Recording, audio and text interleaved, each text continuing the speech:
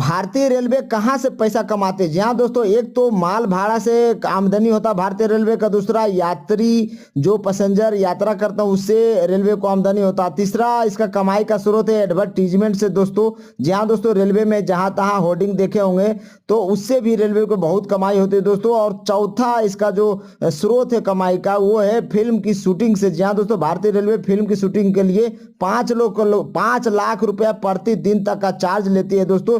इसके अलावा पांचवा स्रोत है, जब आप बारात या पूरा ट्रेन बुक करते हैं तो 9 लाख रुपए